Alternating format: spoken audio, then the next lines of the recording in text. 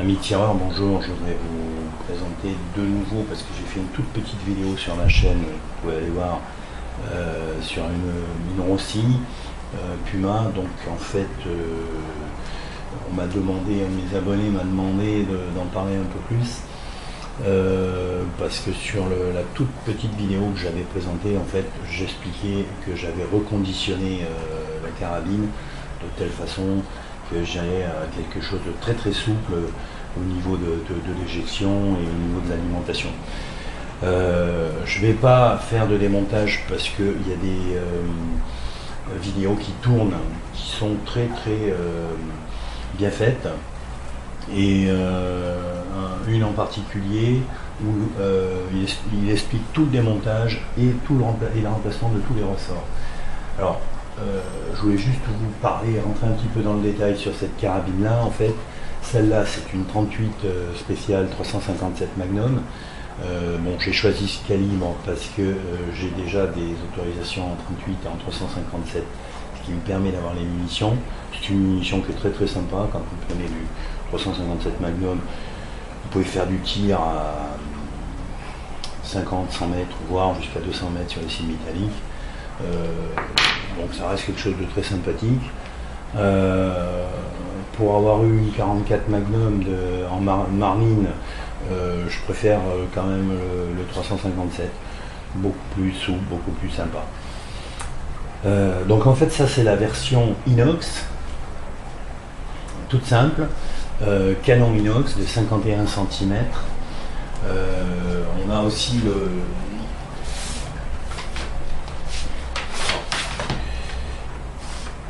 le système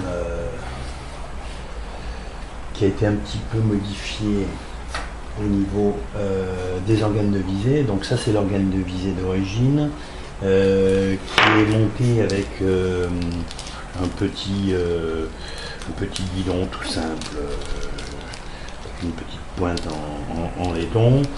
Là j'ai monté un guidon un peu particulier parce que c'est un guidon en fait qui permet de monter des mires un peu différentes, et que j'utilise avec un dioptre Lyman en fait, qui est conçu pour être monté sur cette carabine là, puisque vous avez les vis qui vont bien avec. Vous avez un deuxième œilleton, là j'ai monté le plus fin. Donc avec ça on retrouve un petit peu les organes de visée d'origine, puisque je dirais que tirer avec ce type de carabine, ce qui est quand même sympa, c'est de tirer avec des organes de visée mécanique. Alors on peut monter des lunettes, des points rouges,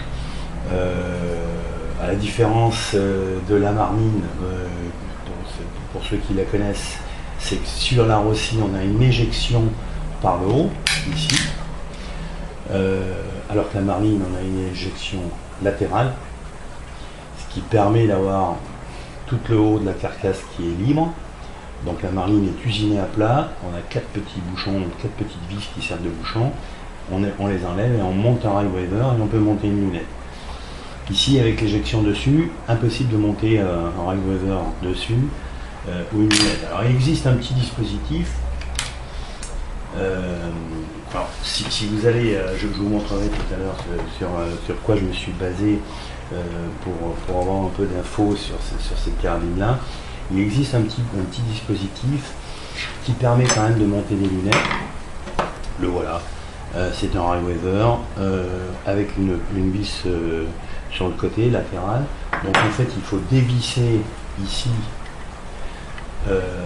la vis qui sert, c'est une vis bouchon en fait, c'est-à-dire que vous verrez sur la vidéo de montage, je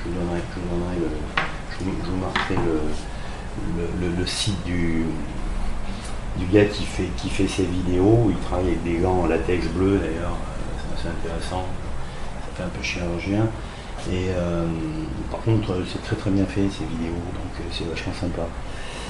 Donc ça sert à rien de doubler des vidéos juste histoire de démonter, parce que bon, donc en fait vous enlevez cette vis bouchon qui est ici, une vis bouchon toute bête, et à la place vous montez sur le trou tarolé qui est ici le rail.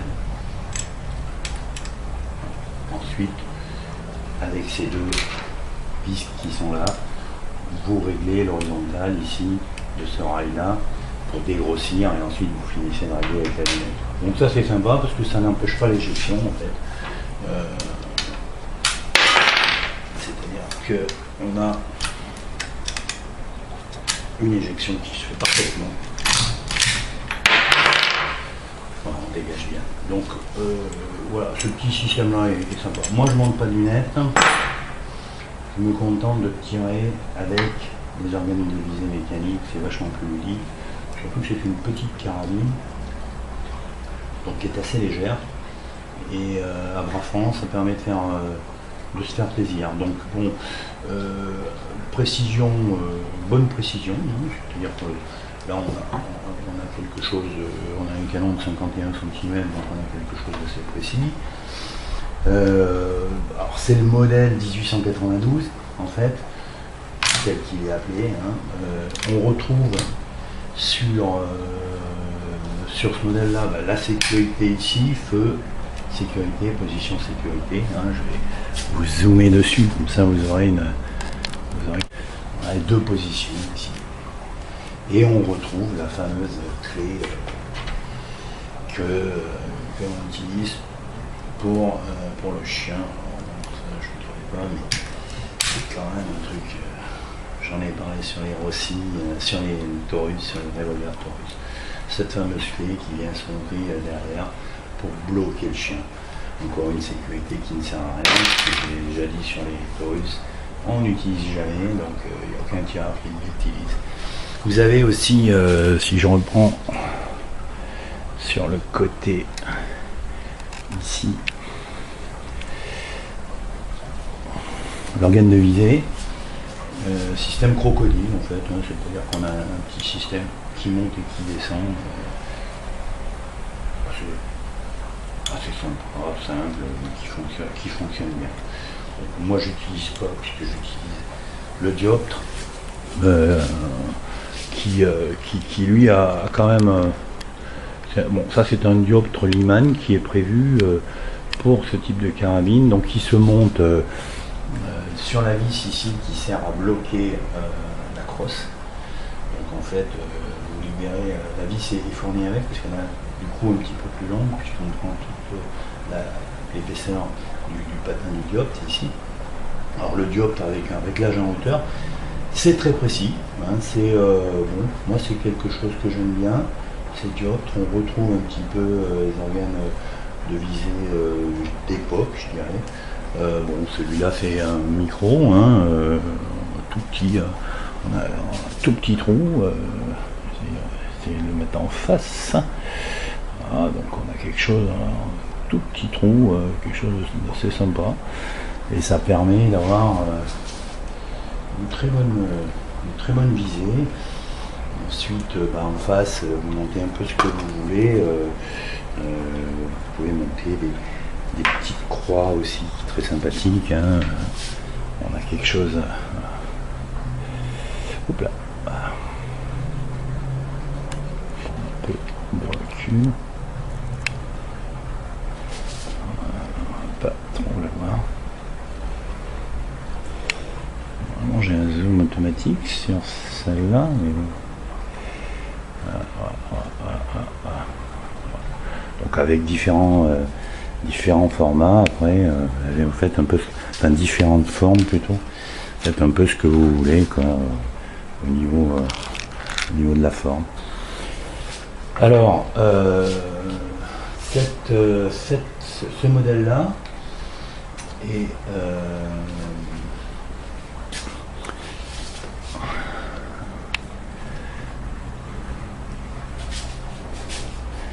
en fait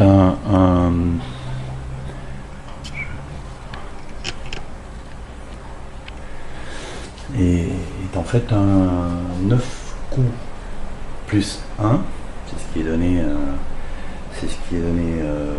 par le constructeur, pas vraiment, parce que le constructeur c'est du Taurus, hein. Aussi c'est fabriqué par Taurus, donc que ce soit au Brésil ou que ce soit aux États-Unis. La législation sur les magasins les magasins sont un peu différents. Enfin, quand je parle magasin, du cube magasin des armes, des carabines de Guess-Garde, c'est un peu différent que ce que l'on peut trouver en Europe. C'est-à-dire qu'en Europe, il y a une restriction. Alors c'est toujours pareil, on peut jamais faire comme les autres, de toute façon. Bon, il faut bien, je le redis une nouvelle fois, occuper nos chers députés européens qui prennent un maximum tous les mois en pointant. Donc en fait, ils ont réduit la capacité du magasin à 9, donc plus 1 chambré, ça veut dire 10 en tout. Ça c'est pour du 357, comme on peut mettre du 38, en fait on passe avec le 38 on passe à 10 dans le magasin, puisqu'on a des douilles qui sont plus courtes de 3 mm et quelques. Donc 10 dans le magasin et 1 dans la chambrée, c'est-à-dire qu'on passe à 11. Donc en fait, pour arriver à ça, hein, le système qui bride la carabine, il est très simple, hein. Il est très simple. En bout de tube ici du magasin, là vous avez un bouchon qui se dévisse, vous avez une vis dessous, un bouchon qui se dévisse, qui permet de sortir le ressort, et sur ce bouchon qui est là, vous avez une pièce qui est soudée, une petite pièce qui est soudée et qui limite la capacité. Donc après, ces bouchons-là sont vendus sans la pièce sur les sites. Donc, enfin, je vois pas, je comprends pas trop. Mais comme on peut acheter des pièces détachées, on peut changer le bouchon et puis mettre un bouchon sans la restriction, enfin sans la cale qui limite le nombre de munitions. Bon, après on peut aussi modifier le bouchon, parce que c'est juste une pièce qui est soudée dans le bouchon, c'est une petite pièce. Voilà. Bon, après chacun fait ce qu'il veut, mais je vois pas l'intérêt entre 9, 10, 11. Quel est l'intérêt que vous en ayez 10 dans le magasin, vous en ayez 11, vous en ayez... Bon, enfin ça c'est des trucs que j'arrive pas trop à comprendre, et je veux pas essayer de trop comprendre, parce que là c'est prise de tête. Donc, pour revenir sur le magasin, ce qui est intéressant quand vous faites le reconditionnement de cette carabine, donc quand vous achetez une carabine, elle arrive de chez Taurus, elles sont un peu, je dirais,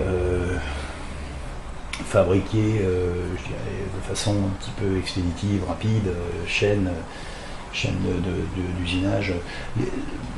Les pièces sont bien fabriquées. Pas du tout, c'est bien poli, c'est bien travaillé. Par contre, à l'intérieur, c'est un peu l'aventure. C'est-à-dire que moi, comme je l'ai dit sur l'autre vidéo, à l'intérieur, j'ai retrouvé des copeaux, j'ai retrouvé des entrées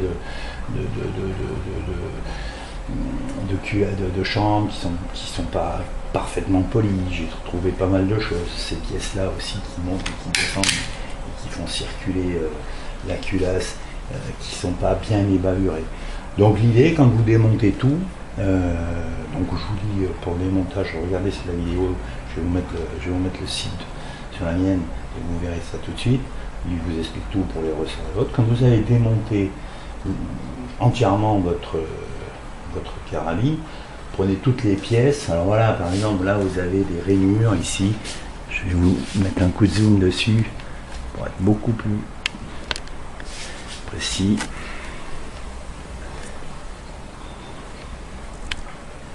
Hop. Donc là vous avez une petite rainure avec un chariot qui coulisse en fait. Bon, ça c'est pas bien ébavuré, c'est pas bien poli. Alors, bon, après moi j'utilise des lignes d'ajusteur. Je reprends tout ça, je polis bien, je prends de la toile la plus fine possible à la fin pour tout bien polir, pour que les appuis qui sont ici par exemple se fassent de façon, quand on coulisse ici sur le chien, qu'on soit bien net, bien poli. Alors c'est exactement pareil à l'intérieur, que ce soit, je dirais, donc là je vais faire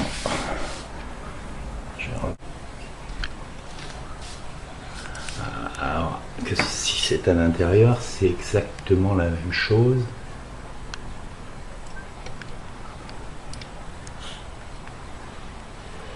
Voilà, bon, j'espère que là j'ai assez de lumière.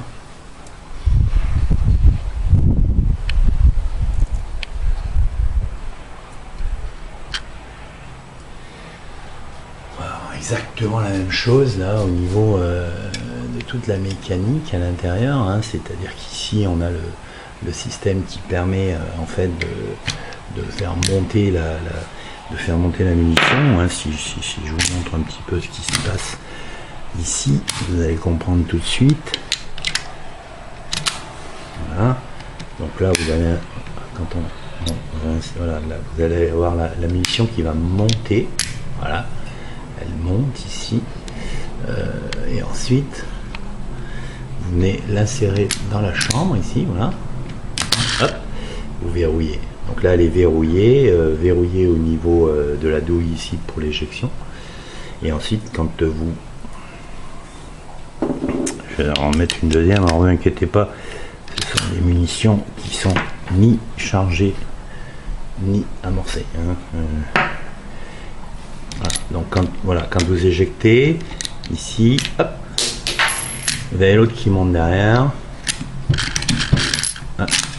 Bon, elles sont un peu usées celles-là. Elles sont un peu usées à force de faire des essais.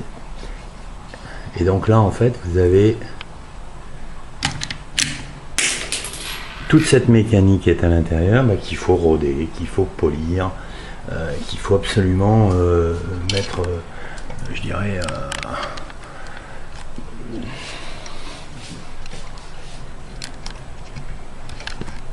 je prends du champ. Toujours évident. Avec les caméras.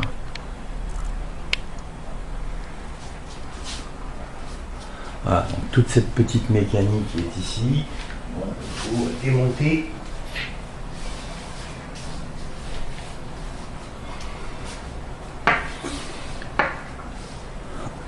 Et bavurer. Dégraisser aussi, parce que quand les carabines arrivent, alors je sais pas, c'est parce que ils savent qu'elles vont traverser l'Atlantique ou quoi, qu'elles vont être sur des bateaux, des machins.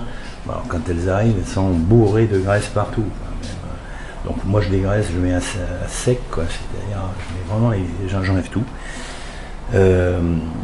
Et ensuite je mets très peu de lubrifiant, parce que ça sert à rien et ça encrasse. Vous avez plutôt la tendance à encrasser qu'autre chose. Donc bon, il y a les fameux déplombants, vous savez, les différentes marques, hein, je veux dire, c'est forcément... après chacun fait un truc. Moi j'ai trouvé un truc qui va très bien, c'est de l'huile Vaseline, qualité pro. Une goutte sur la mécanique, mais vraiment une goutte, quoi. Puis après vous avez un truc qui est nickel. Voilà, qui coulisse très bien. Voilà pour ce petit modèle. Alors moi j'ai utilisé ce truc de Stephen Gunn Rossi 92. Donc en fait vous avez vous recevez, quand vous commandez ça, vous recevez le DVD, bon c'est tout en anglais, hein. Vous recevez le ressort de l'éjecteur, de l'extracteur.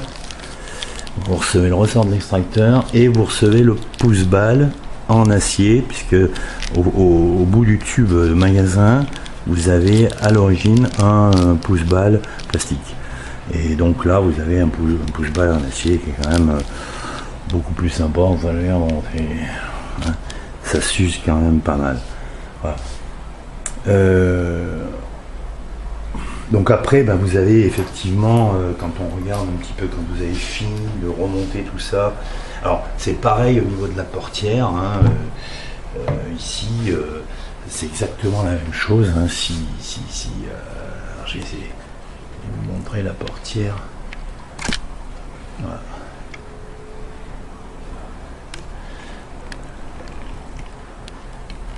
Là. Là, vous avez une encoche ici pour le chargement.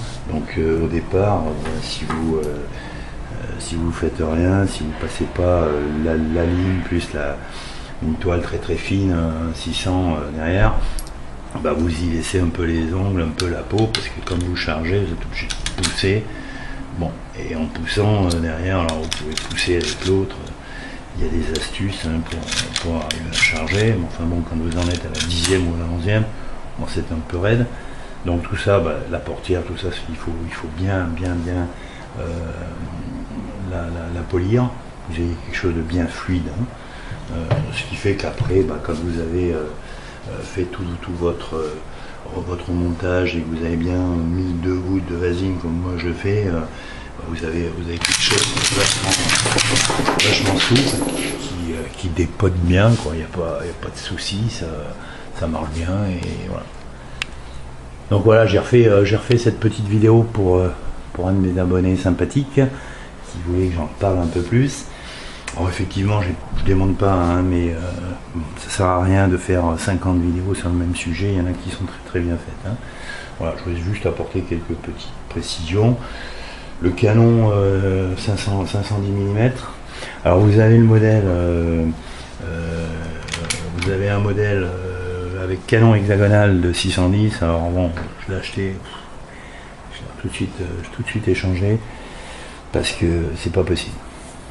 C'est très très lourd, c'est un canon hexagonal, c'est hyper lourd, faut être en appui. Alors que ce principe de ce type de carabine, c'est quand même très sympa quand on peut la manipuler facilement, quand on peut faire du tir à bras franc et tout. Enfin, faut que ça reste sympa, faut que ça reste libre. Donc l'autre fait 610, c'est un canon hexagonal, c'est un barreau énorme. Bon. Donc voilà. Après elle est déclinée sur différentes. Donc celle-là elle fait 510 de canon, elle fait 940 de longueur totale, elle fait 2,6 kg à vide. Donc ça reste quand même quelque chose de très très sympa. Elle est déclinée sous différents calibres. Hein. Vous avez du 44, vous avez du 30-30. Bon, moi j'ai trouvé que le 357 était sympa parce que j'aime bien ce calibre.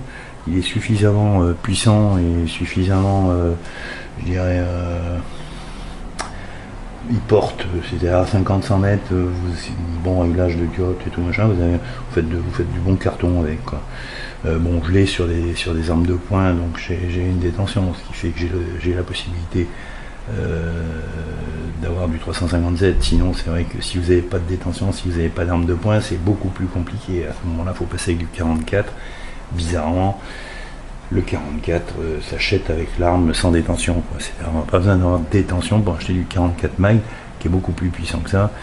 Mais bon, pour ceux qui ne connaissent pas, le 44 mag c'est exactement même longueur de douille, mais bon, c'est du 44, donc ça s'achète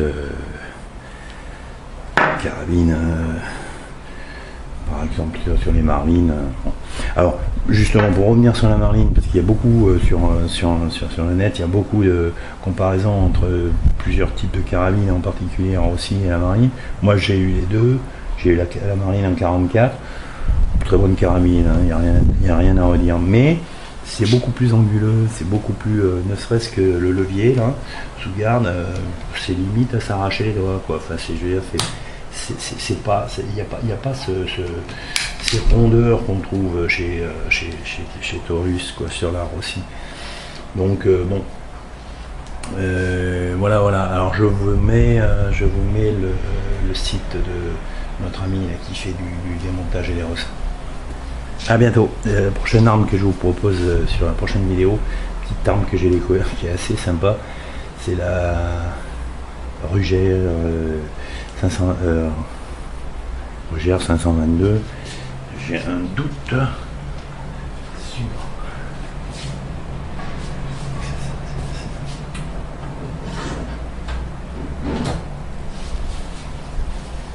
Six ouais, c'est ça, ouais. Un doute sur la. Voilà, je vous montrerai, alors je vais vous parler, prochaine vidéo, je vous parle de celle-là, que j'ai découvert un peu par hasard, mon armurier qui m'en a parlé, qui m'a montré ça. Voilà.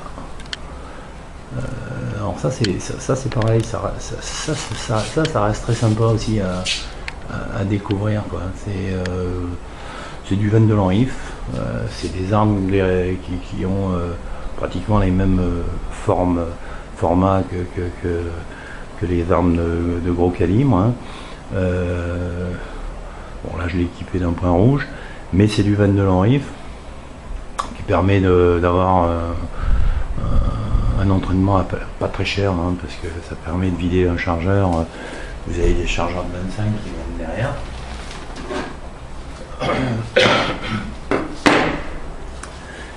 Et vous pouvez faire un super entraînement. Alors, on peut monter les lunettes ou enfin, bon, moi j'ai monté les points rouges parce que ça reste, il faut que ça reste quand même sympa. En bout vous avez mais ça je vous en parlerai en détail, hein, je ne vais pas mélanger. Un cache-flamme qui peut être remplacé par un silencieux avec une bague d'adaptation. Voilà, je reviendrai là-dessus sur une nouvelle vidéo. Pour le moment, on va rester sur la Rossi, qui reste quand même un truc très sympa. À bientôt.